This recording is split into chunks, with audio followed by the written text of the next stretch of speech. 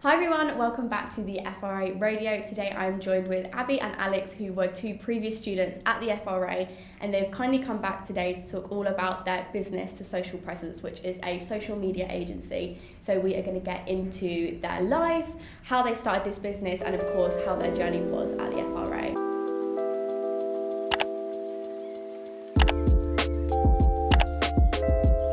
So welcome to the podcast. How long ago did you study at the FRA?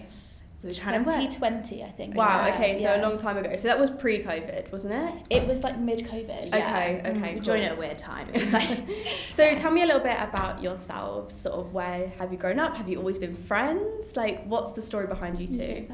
Yeah, we're both from Surrey, like little town girls, but yeah, we've been friends for years, like since we were about 16. Okay, so you met in secondary school?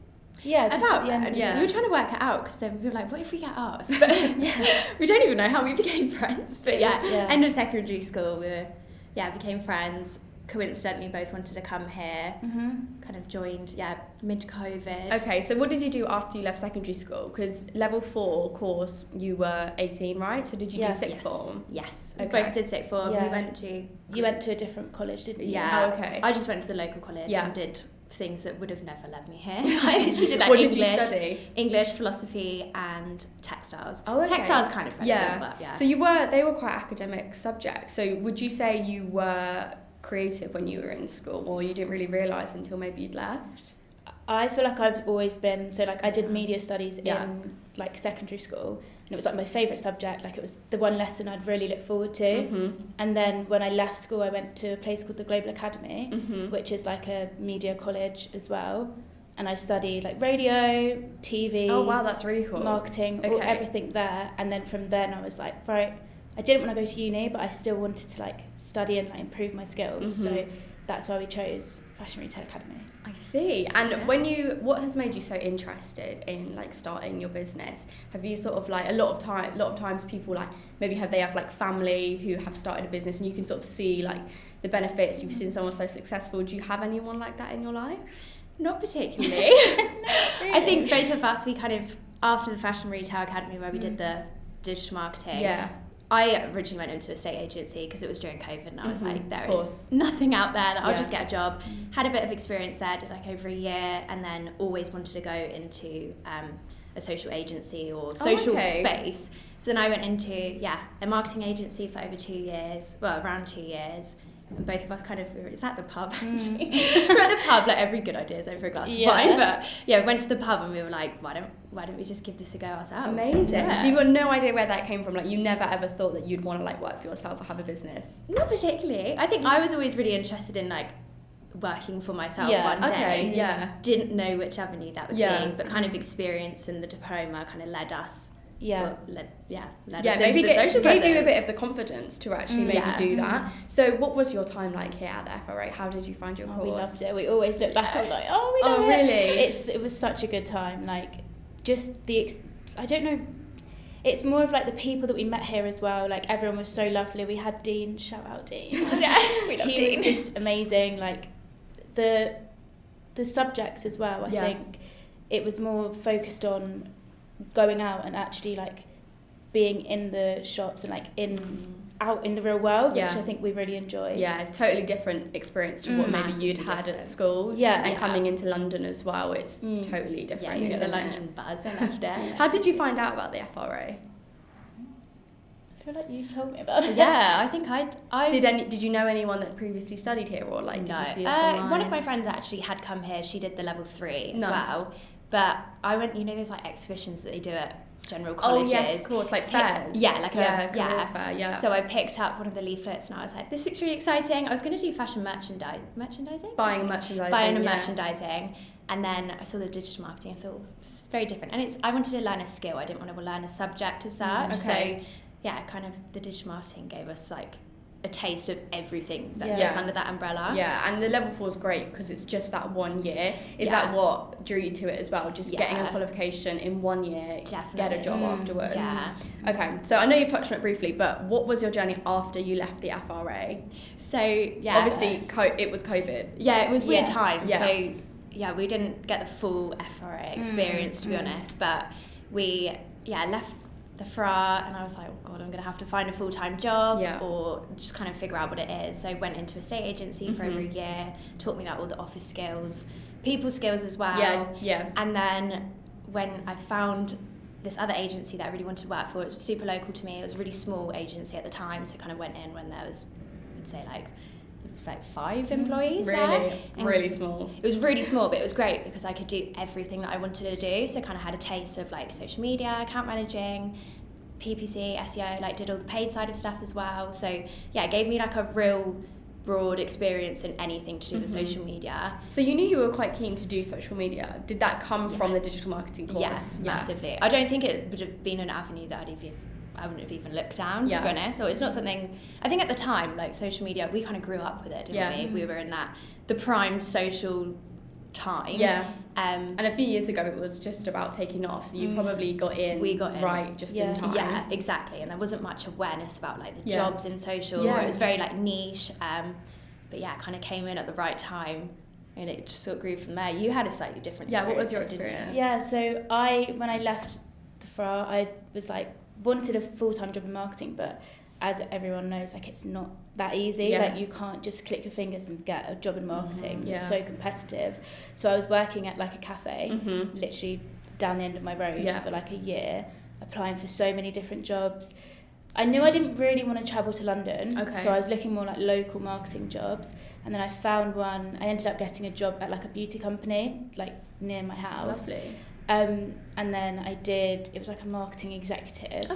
But I think in smaller companies, like your job title doesn't really mean anything, does it? Because I was like doing like magazine, like editing, I was helping with the social team, I was helping like product development, like it was just doing a bit of everything. And I think I got a lot of experience in marketing just from being in like a smaller company and being able to like dip my fingers in everything and really like figure out what it was I wanted to do. And I think even though I wasn't on the social team, I always looked at their job and thought, that looks fun. Do you think we've had people say before, like they really recommend going into a smaller company like once they finish their course, because 100%. You just learn so much. Do you guys stand by that as well? Absolutely. I think you just get such a broad like experience and everything to do with it, and then you can, like Alex said, like really find your niche and what you want to go into. So definitely a smaller company would recommend to anyone. Okay, right, on to the fun stuff. So let's talk about your business. So first of all, anyone that's watching, they got no idea what it is.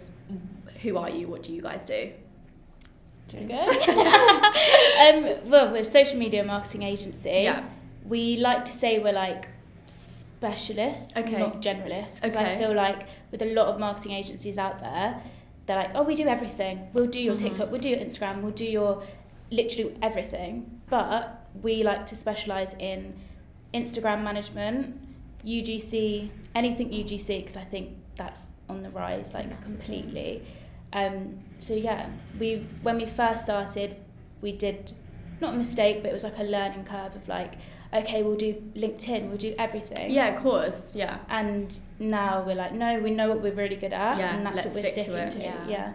Yeah, like Alex said, we are now like, we want to position ourselves as specialists, not generalists. We can't, you can't do everything and be an expert in everything. So we've seen a real gap in the market with content creation specifically. So many, even larger agencies come to us now and they're like, we have got this social media package that we're doing for this client, but we have no idea how to actually turn our ideas into the content that we want. I see. So yeah, the UGC is like on a huge rise. Like influencer marketing is kind of dying out a little bit. So UGC is like, this is the time to get on it. So brands are contacting you to create the UGC content and then they post it. So a bit of a mixture. So yeah, we either do social media packages, so it's like Instagram management mainly, where we do all the content creation, handle the full account, kind of depending on their support level required. But with the content creation, some brands come to us purely just to make the video content for them. Yeah. A lot of that is like product companies. Focus, So it's like product focus, And then UGC is kind of its separate own thing. So either we're behind the camera or we've got a team of UGC creators that we work with regularly, whether they're paid or whether they're just gifted creators. So say you're a brand, you wanted to get, I don't know, just do a UGC outreach. We'd kind of get you on a 3-month contract. Yeah. We'd reach out to all of these people. We kind of know the process inside and out. We know who is reliable, who's going to actually generate that content after we gift a free product. And they're all vetted through us, and we just handle the full thing from like concept to completion. So we know what video we want. We handle all of that. We get the video back and either give it to brands or post it from their page themselves. Wow, okay, I see. So do you guys work with any like particular brands? Like, are you just fashion, are you just beauty, or do you work with, food brands? Are you just anyone?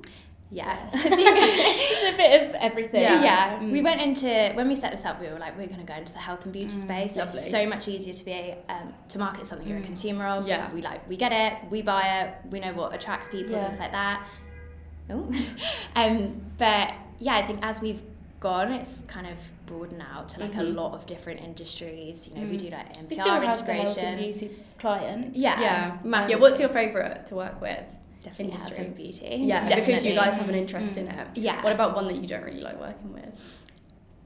Or like that they're hard, they're challenging to work with? We do a couple like more like techie side things. Yeah. Which is, it's the same skills. You apply the same skills whatever account you're working on, but obviously it's a bit less interesting. Yeah, I understand. I think it's a bit challenging with like the tone of voice. Like every industry has its specific language, and it's things like the tech. It's very intricate language. Yeah. Like you need to know what to say and what what resonates with people in that industry as well. So that's our probably biggest challenge. Whereas like health and beauty is very like cutesy and girly. Yeah, like, of it's course. so much easier. Like you say, you're consumers of it, so you know what you want to hear.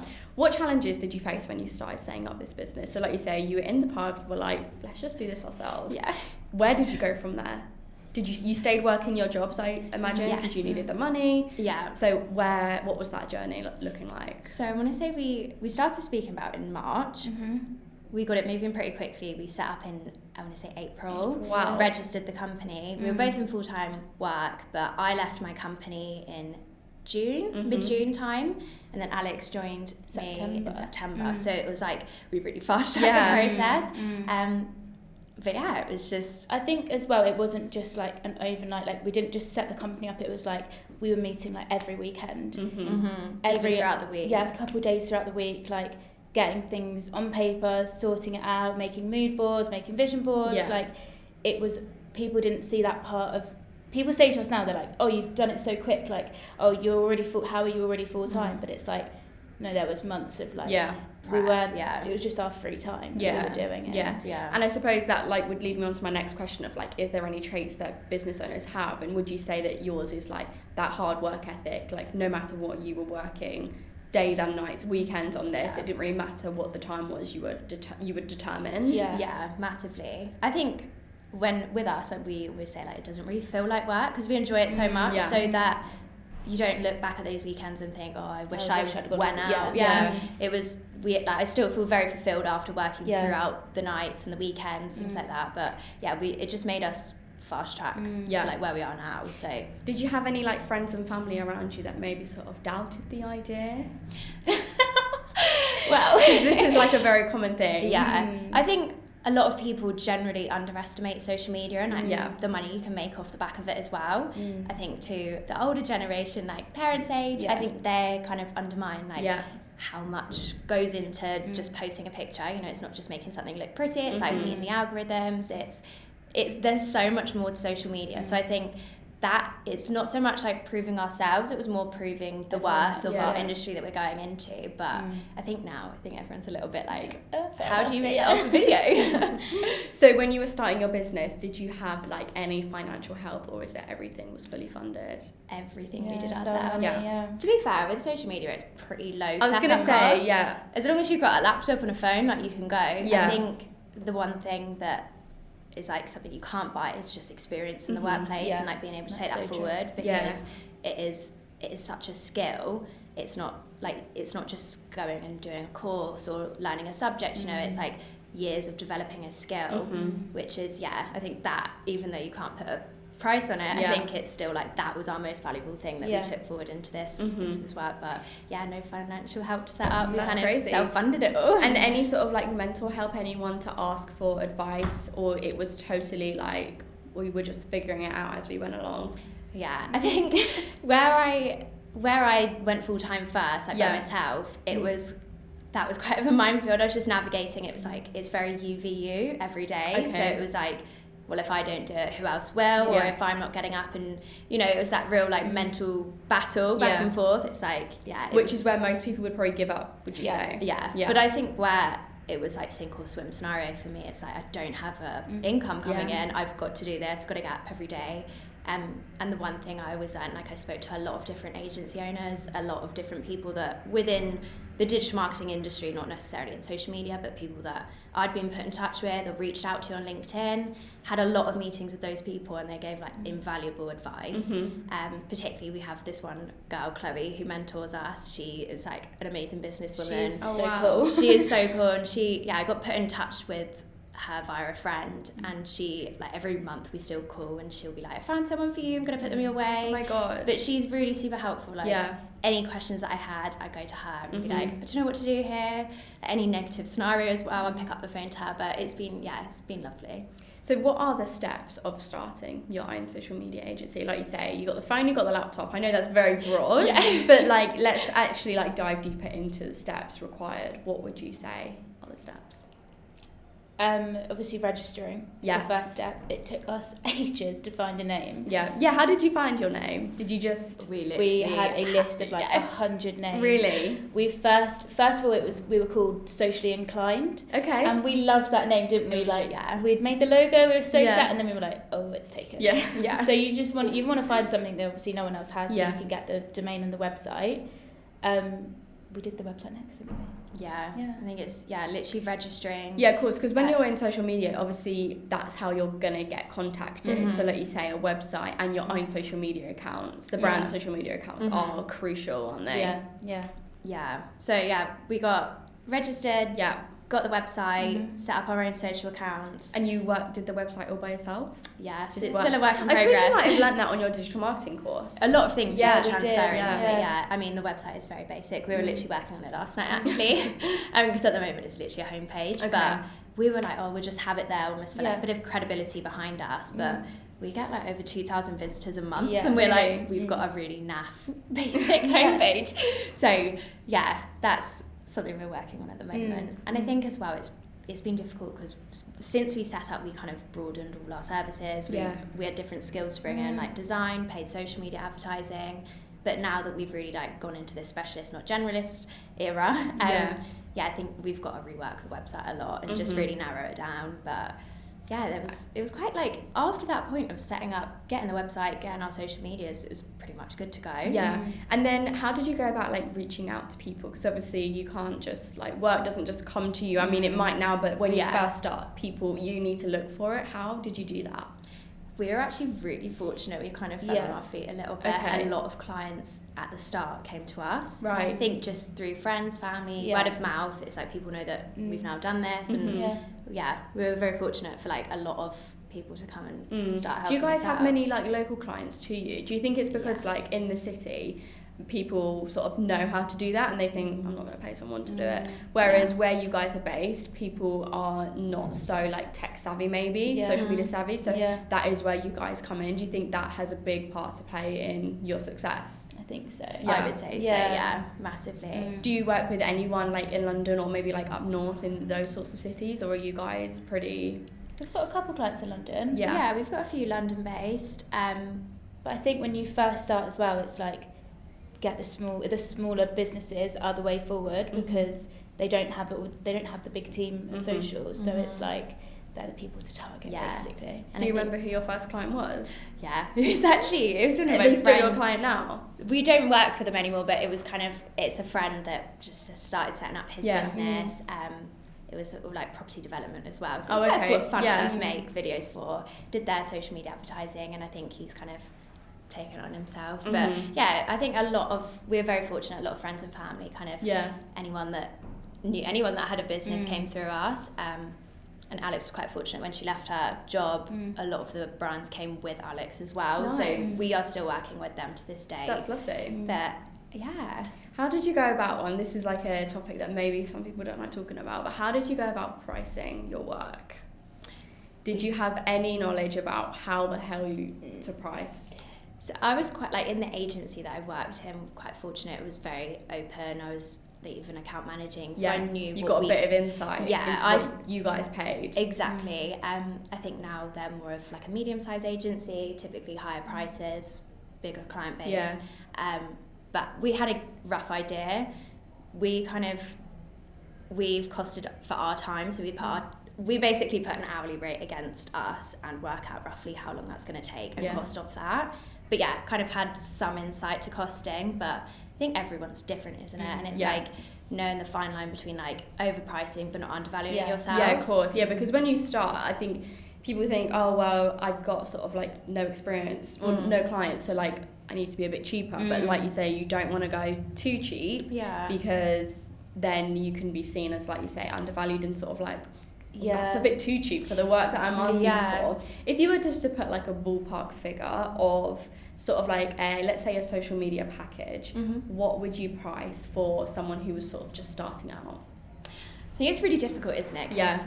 Everyone offers different things. Exactly, and it really depends on the support level required from the client as well, because a lot of people like to do the community management side themselves, things like that. So I guess if we were doing like the full runnings, content creation involved, like posting according to the algorithm, like the amount of times you should be posting per month, we kind of go in and around £800 for Instagram specifically. And is that for, like you say, a 3-month contract? Yeah. Okay. Well, £800 a month. Oh, I see. And then we only do 3-month minimum contracts because with social media, it's like I always say this, it's really cringy, but it's a marathon, not a sprint. So you're not going to make any growth within a month, or it's going to be really difficult to like make a real impact. So we kind of, it would almost, for our clients, it's almost a waste of their money to only bring on for a month. But yeah, when we say contract, it's very loose. It's like a statement of work. We don't want our clients to ever feel tied down, but we say like, let's review it. Let's review it after 3 months, exactly. But yeah, we do. It is a work in progress with socials. You're not going to be an overnight success. It's that consistency is like the biggest part across any platform. So yeah, 3-month minimum and around £800 per month. How much of like your business model is the full package? How much is the UGC, and how much is like you guys just filming the content, do you think? What's sort of the most profitable? Profitable content creation. Okay. Without a doubt. And that is brands coming to you, hey guys, social presidents, film this video with this piece of makeup or something. Yeah, exactly. Okay. I mean, a lot of at the moment, we're working with a lot of different agencies. So the larger agencies that don't necessarily specialise in content creation. Yeah, it's so weird that like brands work for agency, then agency are working with another agency. It's crazy how it works, but sorry, carry on. Yeah, I think that's what we're really trying to drive towards at the moment, is that gap in the market where the big agencies just don't specialise in the content creation. I think, especially if you want it's now like everyday people using the products in home, and it's really like relatable. So yeah, we do a lot of that. A lot of filming in our houses, to be honest. Yeah, and that's you guys like showing your faces on camera, like if need be. Sometimes we're selective of, obviously we don't want to be putting our faces against every brand, because then we'll just look like I've seen these girls everywhere. Yeah, exactly. But yeah, we kind of make sure that it's the right brand, the right kind. We can be in the video, but we don't need to put our faces in it, or we can do a voiceover. It's a bit selective, but I see. But usually for the content creation, we only work with like product clients, so it's not like, I don't know, like a day event, like we can, that's a lot more difficult, but it's when we can have the products kind of film it in our own time, manage our schedule around that. So yeah, a lot of them are like, we do like a few mouthwash brands, we do a real like diverse kind of range of things. But yeah, content creation is mainly like not with our faces in it, it's more like faceless content. We're just showcasing the actual product being used every day. But yeah, UGC kind of sits into its own bracket.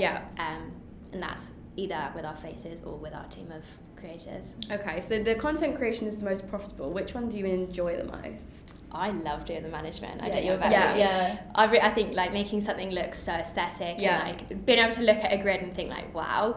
I think that's the side that I really like, and it's the growth as well. Of course, the results that you can see from your work is obviously really rewarding. Yeah, and I think with the content creation, what's hard is like, especially when we give it back to a client, there's so many things to do when you're posting to like make sure you're playing to the algorithm, making sure you're going to generate the most reach as possible. I think it's a little bit difficult when we're not kind of doing the actual posting side ourselves Yeah. to see the success. So Yeah. I think when we're like, we've got full management of the account, I love that. I just think it's very like satisfying watching like the full month go out and you're like, what a difference.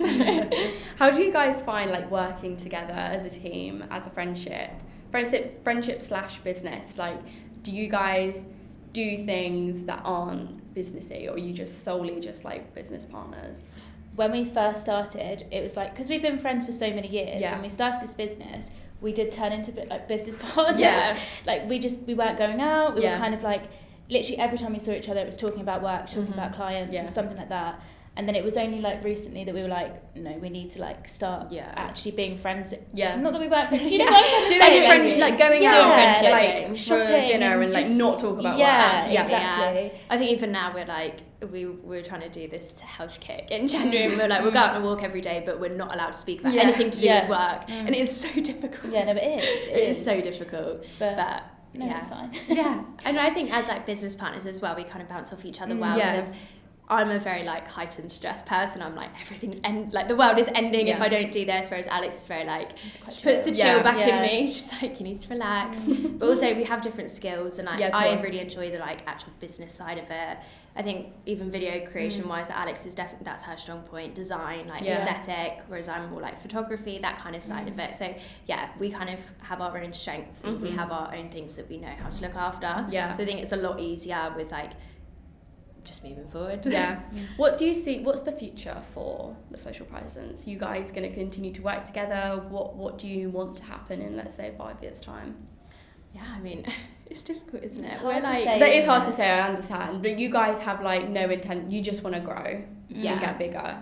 Well, we say that, but I think we've had this conversation a lot recently, because we're kind of like, we were striving towards where we are now. It's like being comfortable having retainers, like having like a stable income each month, and having the brands that we want to work with. So now that we've kind of reached it, we're like, we've got kind of 2 points. Like, do we pivot towards like employment, like employing people? So it's just you guys at the moment. Solely us. I mean, we've got freelancers that we can outsource to, but we try to keep as much of it in-house as possible. I think where we're a boutique agency, so we only work with select few clients, and we're the only ones that are doing the actual work ourselves. If we were to employ people, it kind of changes us as dynamic. It changes our whole foundations of our business.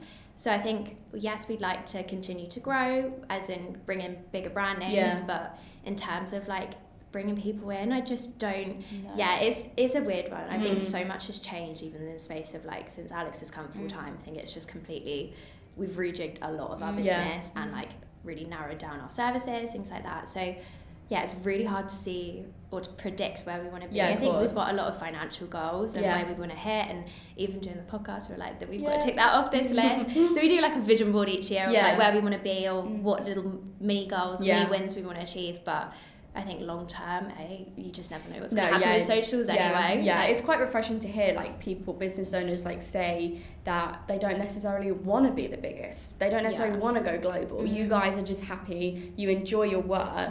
You are paid for it, and you still have. Would you say you guys now have a bit more of a work-life balance? You do have freedom to do other things. Yeah, definitely. Get nails done. Get nails done, things like that. But we've really worked on that work-life balance. I think it's so hard to get in that rut of like doing all the long hours, and you kind of get in a space where you're like, I don't want to go out on the weekend, like I'm so overworked in the week. But we've definitely achieved that work-life balance now. But I think we're quite content with where we're at. That's good. It's nice amazing that we're now here. What does a typical like day in your life look like? Do you guys both obviously work separately?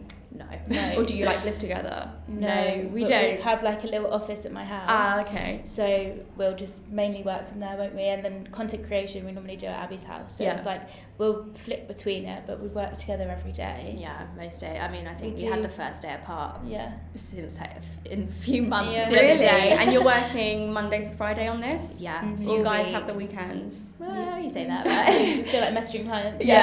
Another one of our favourite phrases is like social media doesn't sleep. So even be. So we never get a break. I mean, we do, of course we do, but I think it's that always on approach. It is a 24/7 job, like you say. It doesn't sleep. So if someone reaches out on a Saturday, naturally you just are going to do it. You don't even think, I'll pick that up on Monday. Like you're like, oh my god, I want this client. Obviously, I'm going to respond. No, massively, and especially because we want our clients to feel like we're always there.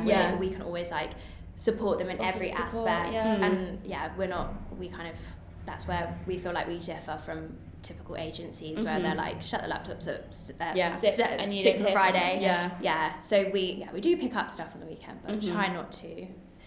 I'm not very good at that.